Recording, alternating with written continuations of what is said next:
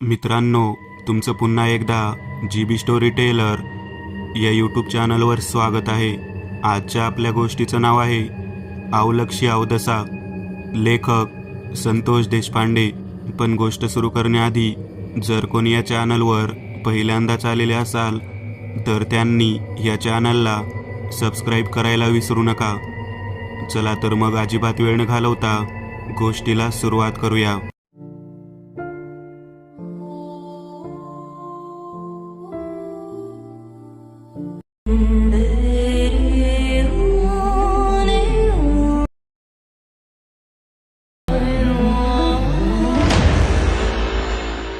शिबू बऱ्याच दिवसांनी गावाकडे आला होता. काकू त्याला दारात उभा करून मीठ मोहऱ्यांनी नजर काढत होती. आल्या गेल्याची, भूताखेताची, आजूबाजूची, शेजाऱ्या पाजाऱ्याची नजर तुला लागू नये रे लेकरा, असं म्हणून तिने 3 वेळा पुढून आणि 3 वेळा मागून मीठ आणि मोहऱ्या ओवाळून बाहेर बाजूला पेटवलेल्या चुलीमध्ये टाकल्या आणि तडतड तडतड आवाज येऊ लागला. तो आवाज ऐकल्यानंतर शिबू काकूला म्हणाला, काय ग काकी, जग एवढं चंद्रावर पोहोचलं आणि तुम्ही अजून नजर लागणे, मांजर आडवं जाणे यासारख्या गोष्टीवरती विश्वास ठेवता. काकू म्हणाली, पोरा, आम्ही गावाकडची माणसं, तुम्ही किती मोठे झालात तरी सुद्धा परंपरा मी मोडत नाही. आजही तिन्ही संध्याकाळला हळद, मीठ, मोहरी, पीठ कधी मोकळं कोणाजवळ देत नाही आम्ही, नाहीतर अवदसा अवलक्षी पाठीमागे लागलीच म्हणून समज. ही शब्द ऐकल्यानंतर शिबूच्या बाजूला उभी असलेली चेतना म्हणाली, काय काकी, अवदसा अवलक्षी या कोण आहेत? याच्या पाठीमागे लागण्यास मी आली आहे ना शहरातून. काकी म्हणाली, पोरी, तू आली आहेस हे मला माहीत आहे, परंतु वेळ, काळ, जागा, स्थिती आणि वागणूक या सगळ्या गोष्टी सारख्या असत नाहीत. माणसाची कधी वेळ चांगली असते, कधी वाईट असते, कधी कुठल्या जागी कधी कसा काळ गाठून येईल सांगता येत नाही. म्हणूनच मी त्याची नजर उतरवली. तुला ती गोष्ट जरी जुन्या परंपरेची वाटत असली तरी आमच्या लोकांमध्ये ती उतरवतातच. चेतना काकीकडे पाहत म्हणाली, म्हणजे जर नजर नाही उतरवली तर काही वाईट घडते का? तेव्हा काकी म्हणाली, देव करो आणि कधीही काही वाईट घडू नये पोरी. परंतु तुम्हाला माहीत नसेल तर मी सांगते, अवदसा आणि अवलक्षी या दोघीजणी जर मागे लागल्या तर घराची पूर्ण राख रांगोळी करतात. चेतना कुतूहलाने काकीकडे पाहत म्हणाली, नेमकं या दोघे कोण आहेत? तेव्हा काकी म्हणाली, तुला नाही समजणार पोरी, या माणसाच्या आयुष्यातील वाईट काळामध्ये त्याच्या पाठीमागे लागणाऱ्या 2 भयानक प्रकारच्या वाईट शक्ती आहेत, ज्या त्या व्यक्तीच्या प्रारब्धानुसार लागत असतात.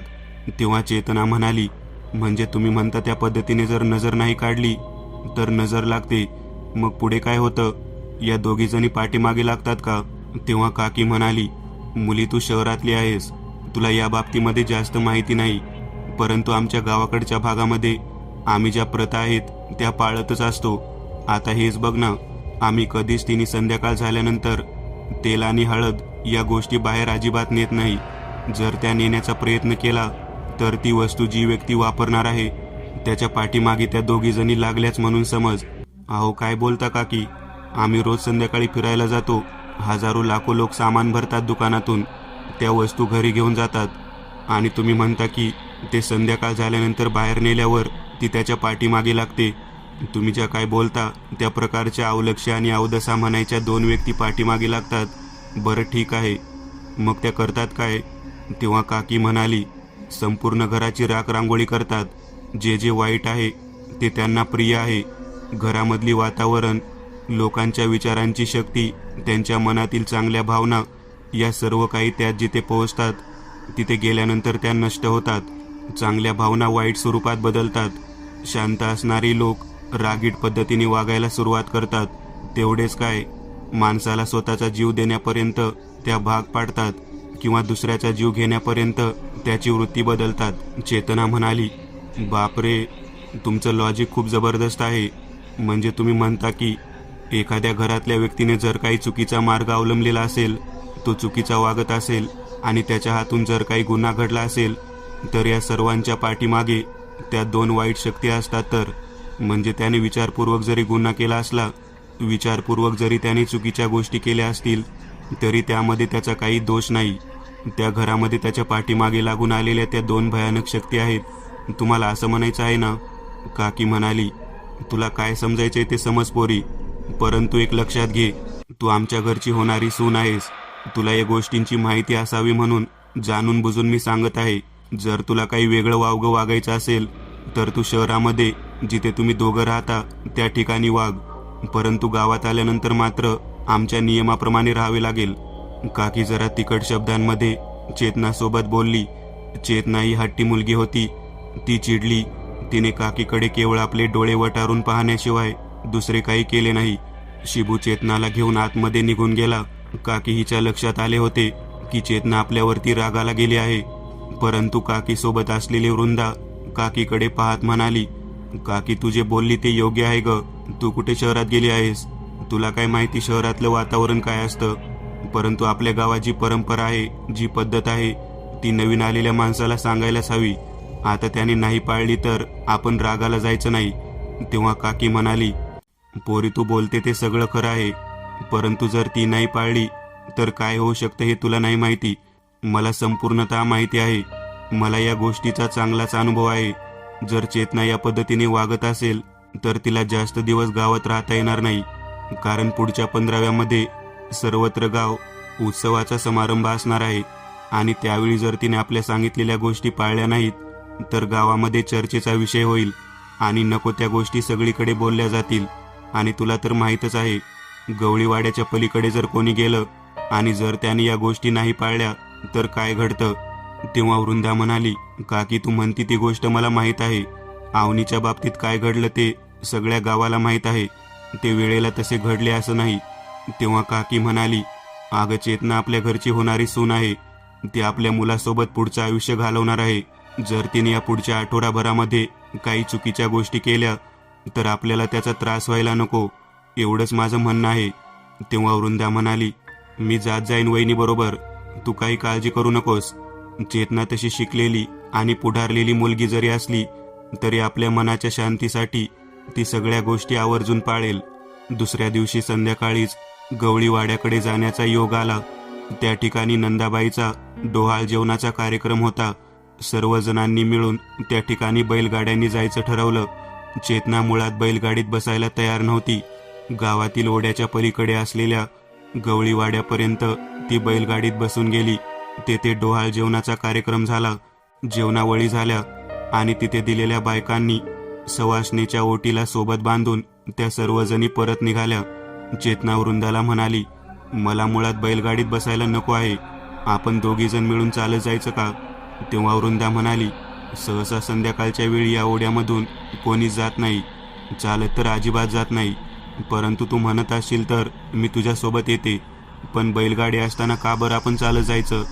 तेव्हा चेतना म्हणाली, तुम्ही हे जे काही बोलता ना तेच मला मुळात आवडत नाही. माणूस चालू शकत नाही आणि बैल मात्र त्या रस्त्यावरून चालू शकतात. कसं काय तुम्हाला हे जमतं? मला तरी अजिबात पटत नाही. तुम्ही जावा पुढे, मी एकटी चालत जाईन. चेतना या पद्धतीने बोलू लागली आणि वृंदा तिच्याकडे पाहत म्हणू लागली, असं मी तुला एकटीला सोडून नाही जाणार, आपण दोघेही मिळून जाऊयार. त्या दोघीही मिळून त्या भयानक असलेल्या ओढ्यामधून वाट काढत पुढे निघालेल्या होत्या. चेतना आपण किती धीट आहोत, धरिष्ठवान आहोत हे दाखवण्यासाठी त्या ठिकाणाहून जाताना गाणं म्हणत होती. वृंदा चांगलीच घाबरलेली होती आणि अगदी झालं सुद्धा तसंच. मागच्या बाजूला काहीतरी चित्रविचित्र आवाज यायला सुरुवात झाली. ओढ्याच्या मध्यभागी लाल कापडामध्ये गुंडाळलेलं काहीतरी टाकण्यात आलेलं होतं. वृंदा त्याकडे पाहत चेतनाला म्हणाली, हे बघ वहिनी, समोर काहीतरी ओलांडून जाण्यासाठी टाकलेलं आहे, आपण ते ओलांडायचं नाही, अगदी दुरून जायचं आहे. तेव्हा चेतना म्हणाली, ते कशासाठी टाकलं आहेस म्हणतेस तू? ओलांडून जाण्यासाठी ना, मग आपण ओलांडून जाऊ ना, काय होते ते मला पाहायचं आहे. तेव्हा मात्र वृंदा तिच्याकडे रागाने पाहत म्हणाली, तुला कळत नाही का ग मी काय सांगते ते? ज्या काही गोष्टी असतात त्या पाळायच्या असतात. तेव्हा मात्र चेतना वृंदाकडे रागाने पाहत म्हणाली, तुम्ही गावातील गावठी गावंढळ लोक, तुम्हाला जे पाळायचे ते पाळा, मला नाही असल्या गोष्टी पाळायच्या. आणि तिने जे काही उतारा म्हणून टाकलं होतं ते ओलांडलं आणि आपल्या हातात घेऊन ते आपल्या समवेत घराकडे निघाली. तिचा हा अवतार पाहून वृंदा भयंकर घाबरलेली होती. वृंदा वारंवार म्हणत होती, टाकून दे वहिनी, ते टाकून दे, तुला कळत नाही का मी काय सांगते ते? टाकून दे, टाकून दे. तू तुझ्या शहरामध्ये गेल्यानंतर तुझ्या मर्जीप्रमाणे वाग, परंतु गावामध्ये असं नको वागूस. मी तुला किती वेळा सांगते, माझं ऐक. तरी सुद्धा चेतना काही केले ऐकत नव्हती. बैलगाडीमध्ये बाकीची सर्व मंडळी घराकडे आली. घराकडे आलेली काकूंनी पाहिली, परंतु वृंदा आणि चेतना दोघीजणी अजून कशा काय आल्या नाहीत याबाबत काकूला काळजी वाटू लागली. तेवढ्या अंधारातून चालत येत असताना चेतना आणि वृंदा दिसली. त्या दोघींमध्ये चांगलीच बाचाबाची सुरू होती. काकूंनी दगडी कंपाऊंडच्या जवळ जाऊन हातामध्ये पाण्याची कळशी घेऊन तेथेच त्या दोघींची वाट अडवली. वृंदाकडे पाहत म्हणाली, वृंदा घराच्या आत ये. वृंदा आत येण्यासाठी निघाली. तिच्या पायावरती पाणी टाकलं आणि भाकरीचा तुकडा उतरवून मागच्या दिशेने फेकून दिला. पुन्हा एकदा चेतनाकडे पाहत म्हणाली, पोरी ते काय आणलं आहेस ते बाजूला फेकून दे. तुझ्या अंगावरून मागच्या दिशेला न पाहता फेकून दे. चेतना म्हणाली, मी फेकून देते, पण मी मागे पाहणार. तुम्ही जे काही थोतांड मांडलेलं आहे ना ते मला अजिबात पसंत नाही. काकू म्हणाली, बरं त्याला तू थोतांड म्हण, परंतु आमच्यासाठी नाही. निदान तुझ्या भल्यासाठी तरी ते न बघता मागच्या दिशेने फेकून दे. तेव्हा चेतनाने मागे वळून पाहिलं आणि आपल्या अंगावरून उतरवून तो लाल कापडात आणलेला उतारा फेकून दिला. मागच्या दिशेने तो उतारा फेकल्यानंतर काकी एवढी चिडली होती. काकी म्हणाली, उद्याच्या उद्या सकाळी तू गाव सोडून निघून जायचं. अजिबात या गावात राहायचं नाही. तुला काय वाटलं? तू मनाला येईल तसं वागणार आणि मी ते ऐकून घेणार. मी शिबूला सांगणार आहे की तुझ्या बायकोला घेऊन जा. अजून तुमच्या दोघांचे लग्न झालं नाही. तुला काय वाटलं? मी तुमच्या दोघांचं लग्न सुद्धा थांबवू शकते. तू शहरातली असली म्हणून काय झालं? गावामध्ये जे नियम आहे ते तुला पाळलेच पाहिजेत. काकीचा रागाचा पहारा चढलेला पाहून चेतना जरा शांत झाली. तिला कळून चुकलं, अजून आपलं लग्न झालेलं नाही आणि काकी कधीही आपलं लग्न मोडू शकते. तेव्हा ती काकीला म्हणाली, काकी मी पाय धुवून येते. तेव्हा काकीने तिच्या पायावरती पाणी टाकायला सुरुवात केली आणि तिच्या पायाच्या ओतलेल्या पाण्यामधून लाल रंग यायला सुरुवात झाली. काकी डोळे विस्फारून तिच्याकडे पाहू लागली. तिला म्हणाली, पोरी बघ पायाकडे, बघ काय झालं ते. तेव्हा चेतनाने पायाकडे पाहिलं. तेव्हा तिच्या पायातून लाल रंगाचं रक्त वाहावं त्या पद्धतीने पाणी वाहत होतं. चेतनाला नेमकं कळना काय झालं ते. तेव्हा वृंदा आणि काकी या दोघींनी तिला घराच्या आतमध्ये नेलं. दुसऱ्या मजल्यावरच्या खोलीमध्ये तिला बसवलं. काकीने देवघरामधील भंडारा आणून तिला लावायसाठी वरच्या दिशेने जायला सुरुवात केली, परंतु चेतनाने आतमधून दार लावलेलं होतं. चेतनाला काकीचा राग आलेला होता. चेतना खिडकीमधून बाहेर पाहत होती. शिबू अजून बाहेरून आलेला नव्हता. शिबू गाडीवरती बाहेरून आला. त्याने आतमध्ये गेल्यानंतर सर्वांना एकत्रित जेवायला बोलावलं, परंतु चेतना काही केला जेवायला येत नव्हती. शेवटी शिबूने जेवणाचं ताट घेऊन वर जाणं पसंत केलं. वर गेल्यानंतर चेतनाने दार उघडलं आणि घडलेली घटना सांगितली. शिबू तिच्याकडे पाहत म्हणाला, चेतना आपण गावात आहोत आणि गावातील नियमाप्रमाणे राहणे आपल्याला बंधनकारक आहे. शिबू सुद्धा आपल्या काकूचीच बाजू घेत आहे हे तिच्या लक्षात आलं. ती रागाने तशी झोपी गेली. खिडकी उघडी होती आणि खिडकीतून गार वारा येत होता. 2:15 वाजण्याच्या सुमारास खिडकीची दार फटफटली जाऊ लागली. थोडा वेळ गेल्यानंतर चेतना जागी झाली आणि तिने दार लावण्यासाठी खिडकीजवळ येणं पसंत केलं. तेव्हा दगडी गेटला लागून असलेल्या दरवाजाजवळ 2 बायका आपापसात बोलताना दिसत होत्या. त्या बायकांच्या हातामध्ये चेतनानं ओलांडून टाकलेला उतारा होता. क्षणात त्या बायका हातामध्ये उतारा धरून चेतनाला वर पाहत म्हणत होत्या, ये इकडे ये. चेतनाने घड्याळात पाहिलं तेव्हा 2:15 वाजलेले होते. चेतना त्या दोन्ही बायकाकडे पाहत खालच्या दिशेने जाण्यासाठी निघाली. घराच्या आतमध्ये वाड्याचा मोठा ओंडका त्यांनी बाजूला सारला आणि मोठा आवाज झाला. त्या आवाजामुळे वृंदा आणि काकी दोघीजणी उठल्या. त्यांनी पाहिलं तर चेतना बाहेर चालली होती. काकीने आणि वृंदाने चेतना म्हणून हाक मारली, परंतु चेतना तशीच पुढे चालत निघालेली होती. चेतनाने जेव्हा उतारा टाकला तेव्हा मागे बघायला नको होतं आणि तिने मागे पाहिलं होतं. त्यामुळेच त्या दोन्ही ओढ्यामधल्या स्त्रिया तिच्या पाठीमागे आलेल्या होत्या. त्या दोन्ही स्त्रियांनी तिला आपल्या समोर येत बोलावून न्यायला सुरुवात केली. काकी मोठ्याने ओरडून शिबूला हाक मारत होती. बाहेरच्या ओसरीवरती झोपलेला दामू नाना या सर्व कालव्यामध्ये उठला. दामू म्हणाला, काय झालं? काकी म्हणाली, पोरीनं ओढा ओलांडून त्या दोघींना आमंत्रण दिलं, मागे वळून पाहिलं आणि स्वतःहून त्यांना बोलावून घ्यावं त्या पद्धतीने पोरगी वागली. आता त्या दोघीजणी बाहेर येऊन उभारलेल्या आहेत. तेव्हा दामू नाना म्हणाला, काय करायचं काकी आता? स्वतःहून जर आपणच मृत्यूला आमंत्रण दिलं असेल तर आपण काहीच करू शकत नाही. काकी म्हणाली, हा भंडारा घ्या दामू काका आणि पोरीच्या मस्तकावरती कसेही करून फेकून या. दामू काका म्हणाले, तेवढी सोपी गोष्ट नाही आहो. अवलक्ष आणि अवदसेचा काळ आहे. मी आडवा जाऊन काय उपयोग? जर मी आडवा गेलो तर माझ्या घरावर नांगर फिरेल. तेव्हा काकी म्हणाली, काही करून जायला हवं. तेव्हा नाईलाजास्तव दामू काका पळत पळत त्या तिघींच्या पाठीमागे निघाले. मागच्या दिशेने चालू अवस्थेतच आपली मुंडी वळवून त्यातील एका स्त्रीने मागे पाहिले आणि दामूला डोळे वटारून तेथून हुसकावून लावण्याच्या दिशेने घाबरवलं. ते भयानक दृश्य दामूच्या पाठीमागे असलेल्या शिबू यांनी सुद्धा पाहिलं. शिबू चांगलाच घाबरला. तो मोठ्याने ओरडू लागला, चेतना मागे वळ, मागे वळ. परंतु चेतना एका भ्रमिष्ठ मुलीप्रमाणे पुढे तशी चालली होती. दामू काका शिबूला म्हणाला, लेकरा, शेवटी अवदसेने डाव साधला. तुझी होणारी बायको गेली बघ, आता ती परत येणार नाही. तेव्हा शिबू म्हणाला, मी तसे होऊ देणार नाही काका, मी तिच्या पाठीमागे जात आहे. तेव्हा काकांनी त्याच्या दंडाला धरला आणि मागे ओढलं. काका म्हणाले, मूर्ख आहेस का?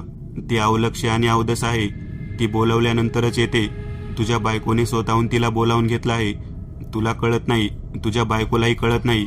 बाहेरून आल्यानंतर हातपाय तोंड धुवावे लागतात, चूळ भरावी लागते. एवढंच काय, ज्या चुकीच्या जागेवरून आपण आलेलो आहोत त्या पाठीमागच्या लागलेल्या वाईट शक्तीला घालवण्यासाठी पाणी एवढे पवित्र काहीच नसते. त्यावेळेला मागे वळून सुद्धा पाहायचं नसतं. या सर्व गोष्टी तुझ्या बायकोला थोतांड वाटल्या आणि तिने नको ती गोष्ट केली.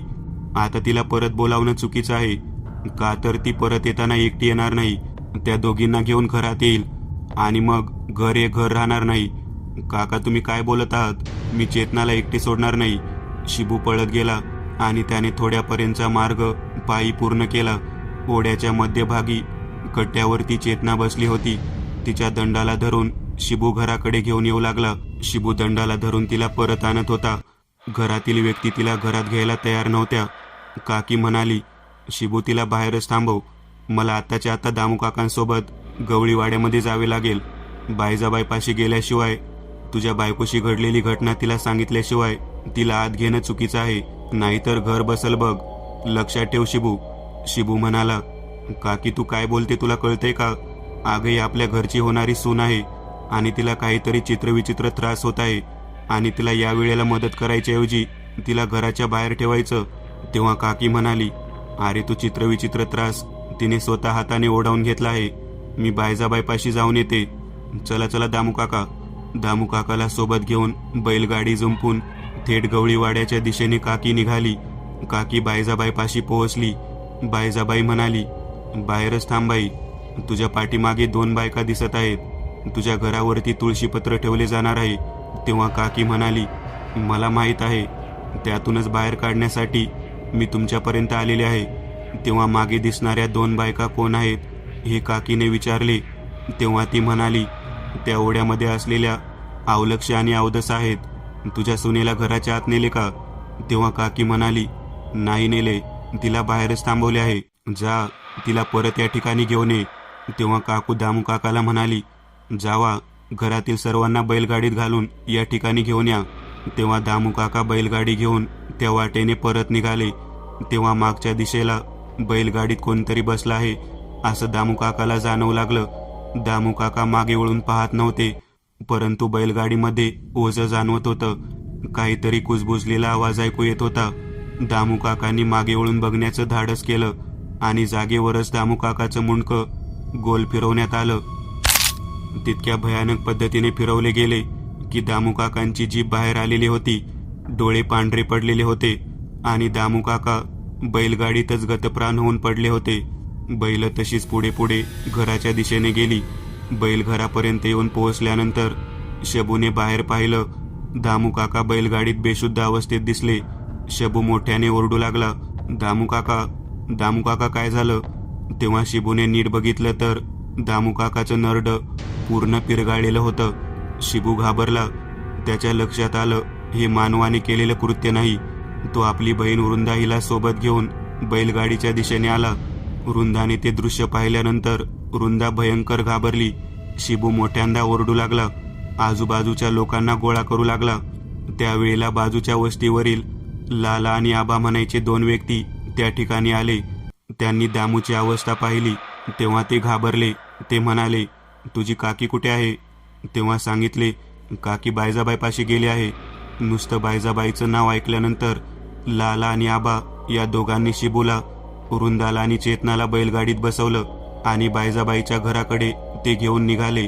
शिबू म्हणाला, लाला आबा हे काय करत आहात? तेव्हा ते दोघे म्हणाले, 10 मिनिटाच्या आत तुला तिथे पोहोचावे लागेल. तुला कळतं का, अवलक्षीचा फेरा सुरू झाला आहे. पहिला बळी घेतला आहे तिने. दामूनानाच्या मानेवरती बघ. तेव्हा नीट लक्ष दिल्यावर दामूनानाच्या मानेवरती ज्या पद्धतीने पिरगाळण्यात आले होते ते पाहिल्यावर लक्षात आले की ही मानवाने केलेली गती नाही, ही सैतानाने केलेली गती आहे. शिबू चेतना आणि वृंदाला आपल्या समवेत घेऊन लाला आणि आबासोबत बायजाबाईच्या वस्तीवरती येऊन पोहोचला. त्या ठिकाणी काकी वाट पाहत होती. बायजाबाई म्हणाली, त्या पोरीला बाहेरच बसव, बाकीचे सगळेजण आत या. चेतनाला बाहेरच बसवलं. तेव्हा शिबूने दामूनानाचं काय झालं ते सांगितलं.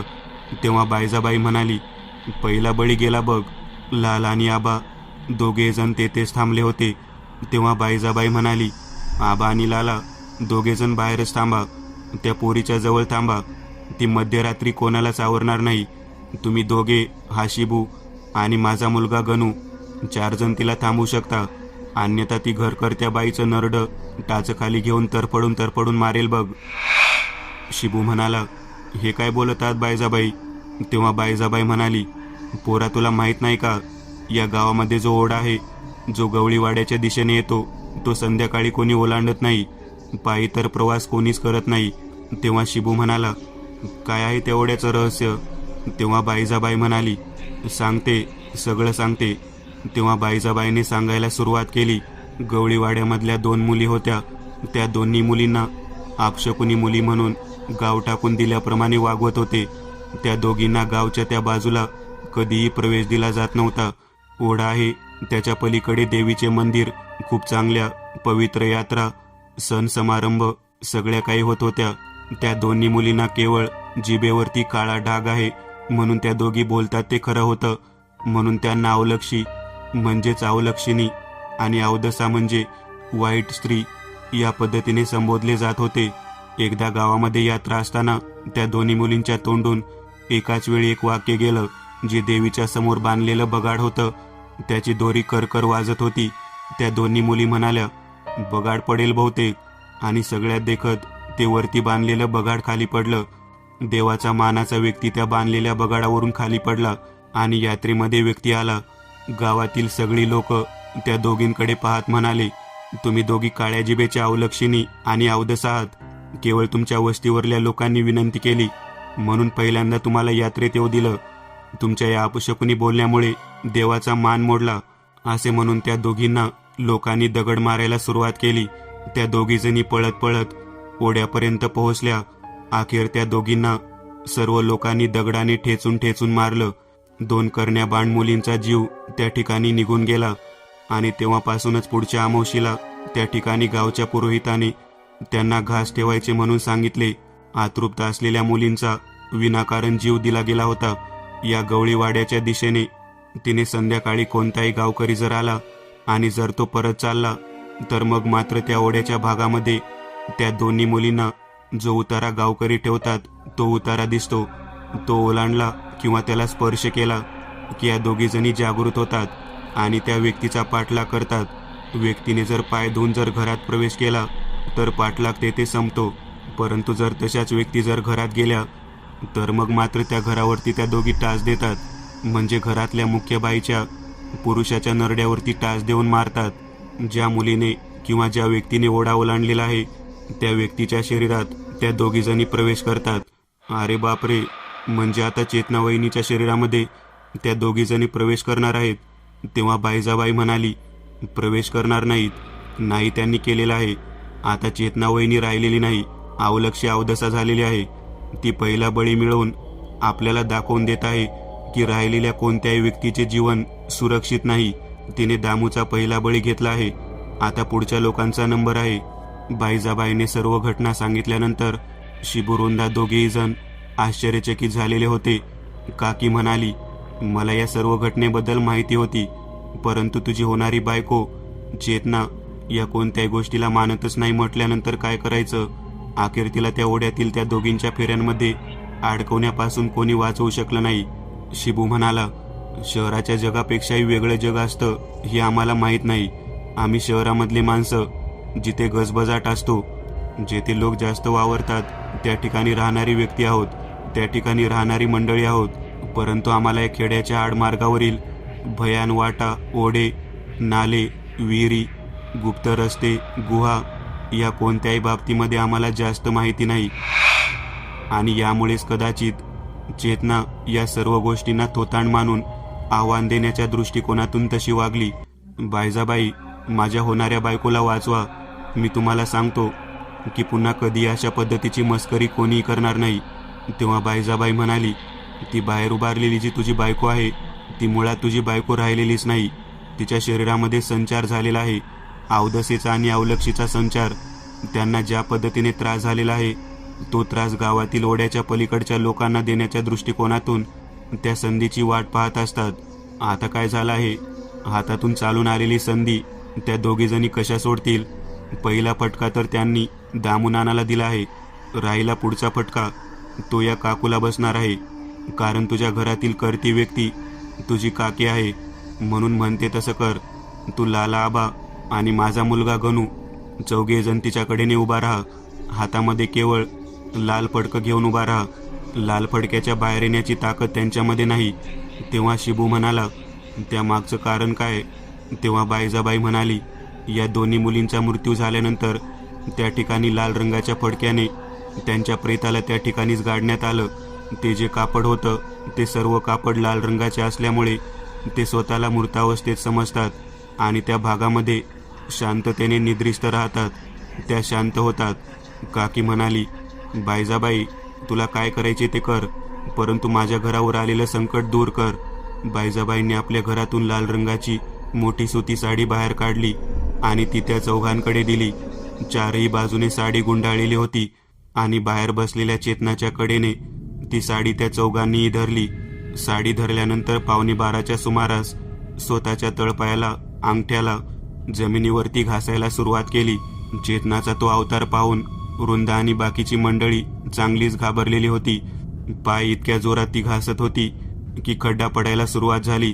ती एवढ्या वेगामध्ये पाय घासू लागली की जवळजवळ तिने स्वतःच्या उंची एवढा खड्डा खाली पाडला होता.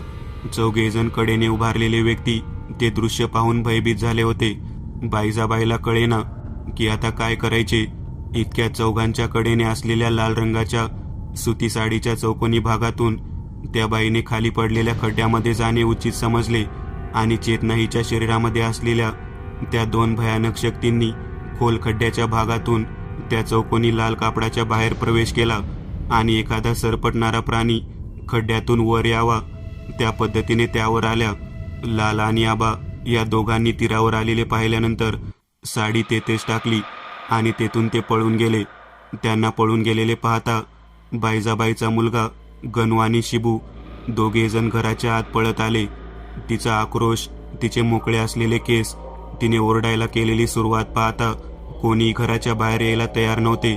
ती प्रचंड मोठ्याने किंचाळत बायजाबाईकडे पाहत म्हणाली, ज्या गावातल्या लोकांनी ठेचून ठेचून आमच्या दोघींचा जीव घेतला त्या लोकांना तू मदत करत आहेस काय? तुला या भागामध्ये राहायचे नाही का? तुझ्या अंगामध्ये एवढी मस्ती कुठून आली? तुझा ठाव घ्यायला हवा. असे म्हणून ती एक एक पाऊल पुढे टाकू लागली. बायजाबाई घाबरलेली होती. बायजा म्हणाली, एक स्त्री असून एका स्त्रीला या प्रकारच्या वेदना देण्याची भावना तुझ्या मनामध्ये का येते? तुम्ही दोघेही जणी तरुण मुली होता. तुमचा जीव गावातील लोकांनी घेतला. कोणत्या बाईने तुमच्या अंगावरती दगड नाही मारला. मग तुम्ही या पद्धतीने बायकांना का घेरता? बायकांना का त्रास देता? जर कोणाला मारायचे असेल तर पुरुष लोकांना मारा. तेव्हा डोळे इकडे तिकडे फिरवून एखाद्या वेड्या व्यक्ती पद्धतीने विचार करत आहे अशा पद्धतीचा हावभाव करून ती समोर बायजाबाईकडे पाहत म्हणाली, बरोबर बोललीस ग तू. तिथे कोण कोण पुरुष आहेत? तुझा मुलगा गणू, या काकीचा शिबू, ते दोघे जण तर पळून गेले. त्यांना वाटत आहे ते ओढा पार करून जातील, परंतु 2च मिनिट थांब, मी आणते त्यांना इथे. तिने असे म्हटले आणि क्षणात दिसेनाशी झाली. तिने दोन्ही हातामध्ये काहीतरी धरून फरफटत ओढत आहे असं दृश्य डोळ्यांसमोर दाखवलं. दूरवरून येणारी चेतना, तिच्या हातात लाला आणि दुसऱ्या हातामध्ये आबा, दोघेजण होते जे ओरडत होते. ती म्हणाली, ही 2 माणसं होती देवळाच्या त्या भागामध्ये. यांनी सुद्धा दगड मारली होती माझ्या मस्तकावरती. यांना नाही सोडणार. मग तुझ्या पोराचा आणि त्या शिबूचा नंबर? बायजा म्हणाली, ज्यांनी दगड मारला त्यांना मारणे योग्य आहे. ज्यांनी दगड मारला नाही त्यांना मारून काय मिळणार? एका सवाष्ण बाईचं कुंकू पुसण्याचे काम करत आहेस तू. एका लग्न होणाऱ्या बाईच्या शरीरामध्ये जाऊन तिच्या नवऱ्याचा जीव घेऊन तिच्या स्वप्नाचा भंग करत आहेस तू. तुम्हा दोघींना याचा अधिकार आहे का? तुमचा जीव ज्या लोकांनी घेतला, जी लोक त्यासाठी कारणीभूत आहेत, त्यांना मारल्यानंतर मला काहीही वाटणार नाही. तेव्हा त्या दोघी जणी मोठ्याने किंचाळत ओरडत म्हणाल्या, त्या दाम्याला आत्ताच मारला. तो थेरडा आम्हाला कायम कमनशिबी, दळिद्री आणि अपशकुनी म्हणत होता.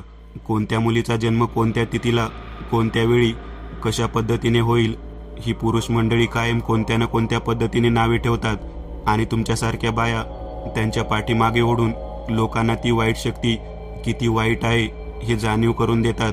बायजा म्हणाली, मी कधी तुझ्या बाबतीमध्ये असे बोललेली नाही. या शहरातून आलेल्या या मुलीला सोड. मी तुझ्या नावाची ओटी या घराण्यातील प्रत्येक व्यक्तीला दर पौर्णिमेला तिथे ठेवायला सांगेन. आपल्या दोन्ही हातामध्ये असलेल्या लाला आणि आबा या दोघांना वरच्या दिशेने उंच फेकून देत तिने बायजाकडे स्मितहास्य करत पाहायला सुरुवात केली. बायजा म्हणाली, तुझ्या शब्दाला किंमत देते आणि या पोरीला सोडून देते. पुन्हा म्हणू नकोस की बाई असून बाईचं ऐकलं नाही. तुझ्या लेकराला आणि या मुलीच्या होणाऱ्या नवऱ्याला सुद्धा सोडते, परंतु ती ओटी आणि तो उतार्याचा भाग न विसरता देत जा म्हणून सांग. बायजाबाई काही क्षणात तिच्या शब्दाला होकार देत काकीला पुढे उभा राहून बोलायला सांगू लागली. काकी म्हणाली, मी स्वतः आणून ठेवते. माझ्या होणाऱ्या सुनेला आणि पोराला सोडून दे. सोडून दे बाई, सोडून दे. तिने असे म्हटल्यानंतर काही क्षणातच त्या खड्ड्याच्या आतमध्ये चेतना मागच्या दिशेने जोरात पडली. चेतना पडली म्हटलं की बायजाबाई म्हणाली, अवलक्ष आणि अवदसेने तिचे शरीर सोडले आहे. जा तुमच्या पोरीला घ्या. मग चेतनाला उचलून बायजाबाईच्या घरात आणण्यात आले. शिबूने चेतनाच्या चेहऱ्यावरती पाणी शिंपडले. चेतना जागृत अवस्थेत आली. समोर घडलेला सर्व प्रकार जेव्हा चेतनाला समजला तेव्हा चेतनाने मान्य केले की शहरी जीवनापेक्षाही जगामध्ये वेगळे काहीतरी जीवन आहे आणि आपण त्याचा मान सन्मान ठेवलाच पाहिजे.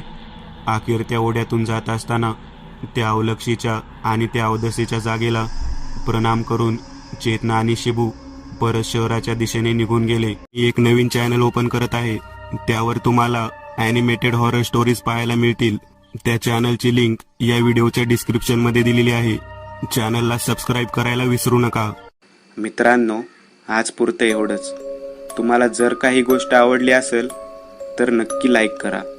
तुमच्यापैकी बरेचसे जण व्हिडिओ लाईक न करताच पळून जातात, पण हा जर व्हिडिओ तुम्ही लाईक केला तर मला जरा बरं वाटेल आणि असेच भारी भारी व्हिडिओ बनवायची माझ्यात एनर्जी येईल. त्यामुळे नक्की लाईक करा आणि अजूनही कोणी या चॅनलला सबस्क्राईब केलेलं नसाल तर लगेच सबस्क्राईब करून टाका आणि बाजूची घंटी ती मात्र दाबायला विसरू नका. देवाची घंटी आहे ती. चला तर मग पुन्हा भेटूया अशीच एक आगळी वेगळी गोष्ट घेऊन पुढच्या भागात.